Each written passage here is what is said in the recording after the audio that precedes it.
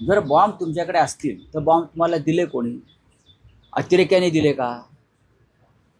जर अतिरेक्यांकडून तुमच्याकडे बॉम्ब आले असतील तर दहशतवाद विरोधी पथकाकडे ही केस दिली पाहिजे.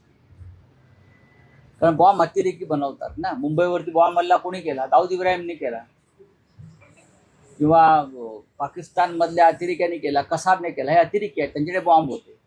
आणि हा माणूस म्हणतो माझ्याकडे बॉम्ब आहे. एकनाथ शिंदे यांचा बॉम्बचा कारखाना आहे का? तुम्ही जे म्हणतात की मी म्हणतोय, म्हणजे मुलाखतींचा तुम्ही संदर्भ दिलेला आहे. तुमच्या चॅनलवर दिलेल्या मुलाखतीमध्ये हे महाशय असं म्हणतायत की माझ्याकडे बॉम्ब आहे. काय? बरोबर.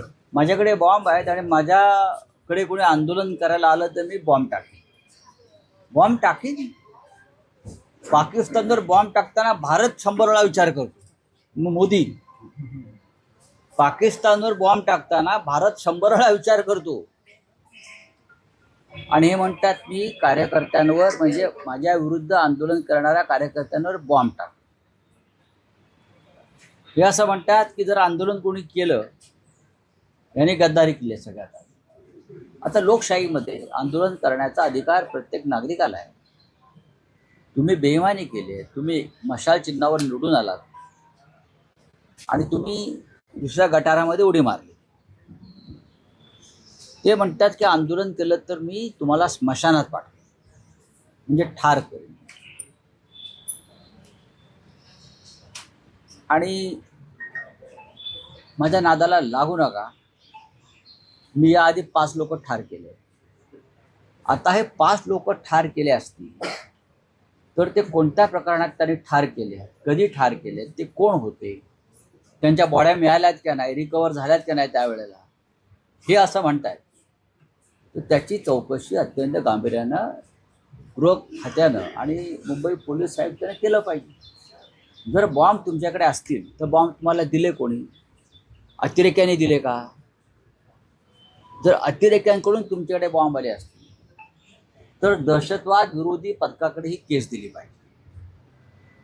कारण बॉम्ब अतिरेकी बनवतात ना. मुंबईवरती बॉम्ब हल्ला कोणी केला? दाऊद इब्राहिमने केला, किंवा पाकिस्तानमधल्या अतिरेक्याने केला, कसाबने केला. हे अतिरेकी आहेत, त्यांच्याकडे बॉम्ब होते. आणि हा माणूस म्हणतो माझ्याकडे बॉम्ब आहे. एकनाथ शिंदे यांचा बॉम्बचा कारखाना आहे का? त्यांचा ड्रग्जचा कारखाना असल्याची मध्यंतरी बोंब होती. ते ड्रग्जचा कारखाना साताऱ्यामध्ये पकडला आणि तोच पैसा राजकारणामध्ये होतो. बॉम्बचा कारखाना त्यांनी बनवून हे जे गद्दार खासदार आहेत त्यांना बॉम्ब दिलं का घरात ठेवायला? कार्यकर्ते आले का वरून बॉम्ब टाका. याची चौकशी व्हावी. आणि कोर्टामध्ये आता आमचं एक पिटिशन जाईल. आमच्या एकाही कार्यकर्त्याला हात लागला, कोणावरती खुनी हल्ला झाला, ते त्याची जबाबदारी या बॉम्बची धमकी देणाऱ्यावरती आहे, लक्षात घ्या. आणि मी परत सांगतो, दादागिरी कोणी करायची नाही. आपण गद्दारी केली, आपण 50 कोटी गिळले आहेत ना. मग ते भाऊ वागचौरे असेल, संजय देशमुख असेल यवतमाळचा, परभणीचा तो संजय जाधव असेल, नागेश आष्टीकर असेल, तुम्ही तुमच्या अवकाशीमध्ये राहा. उगाच पोलिसांच्या मदतीनं किंवा अमित शहांच्या कवचकुंडलांवर शिवसैनिकांना डिवचू नका. तुम्ही म्हणतात ना शिवसेनेकडे आता काय आहे, राहिलंय काय राडा करायला. मग घाबरून पोलीस बंदोबस्तात 100 पोलीस घेऊन फिरतोय तो भाऊसाहेब वागचौरे. परवा शिर्डीला आमच्या 2000 कार्यकर्त्यांना अटक करून ठेवलं का? तर भाऊसाहेब वागचौरे शिर्डीत येणार आहे मतदारसंघात. 2500च्या आसपास कार्यकर्ते 8 पोलीस स्टेशनला अटक करून ठेवली त्यांनी आणि सगळे रस्ते बंद करून ठेवले. हे काय इस्रायलचे प्राईम मिनिस्टर आहेत का?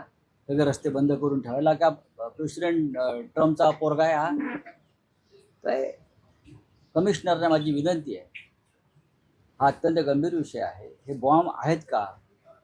ते म्हणतात बॉम्ब आहे. त्यांनी कबुली दिली आहे गुन्ह्याची. आरोपी जो आहे त्या जेव्हा गुन्ह्याची कबुली देतो की माझ्याकडे बॉम्ब आहे, म्हणजे तो आहे, ताबडतोब ऍक्शन व्हावी. बस. तुम्ही स्वतः सीपींना भेटणार आहात का? नक्कीच. निवेदन तर दिलं आहे. नक्की. माझ्या बाजूला बघा रमेश कोरगावकर विभाग प्रमुख आहेत, आणखी दळवी आहेत, सुरेश दळवी आहेत, सुरेश पाटील आहेत, आमच्या महिला आघाडीच्या सगळ्या पदाधिकारी आहेत, शिवसैनिक, हे कशा करता आले आहेत? येऊ द्या अंगावर सांगायला. टाका बॉम्ब टाका म्हणजे बॉम्ब आहे कळेल. आता आम्ही तो बॉम्बचा कारखाना शोधू हळूहळू, तो बॉम्बचं कोठार कुठे आहे ते शोधू, पण खरे बॉम्ब इथे आहे हे लक्षात घ्या.